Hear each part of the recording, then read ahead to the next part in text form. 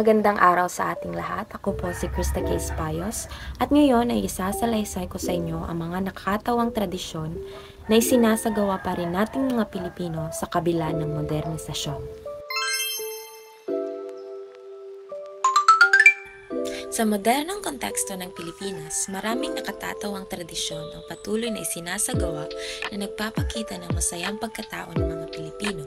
Isang halimbawa ay ang pagkakaroon ng pansit tuwing kaarawan na pinaniniwalaang nagdadala ng mahabang buhay at kadalasang nagiging sanhi ng tawanan kapag ang mga bata ay interesado sa pansit kaysa sa cake.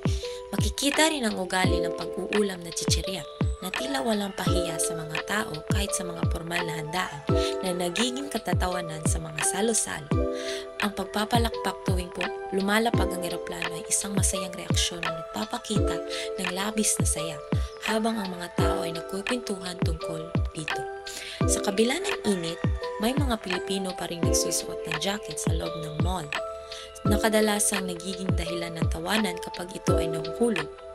At ang isa ay ang pag-iipon ng mga bote ng soft drinks at ketchup para gawing giban ay isang nakakatawang practice na nagpapakita ng resourcefulness lalo na kapag ang mga bata ay nahihirapan sa pagbubuhat nito. Ang mga ganitong kaugalian ay hindi lamang nagdadala ng aliw, kundi nagpapakita rin ng pagkakaisa at kasiyahan ng mga Pilipino sa kabila ng modernisasyon. Yun lamang po at maraming salamat at naway nasiyahan kayo sa aking isinalaysay ng mga nakakatawang tradisyon nating mga Pilipino.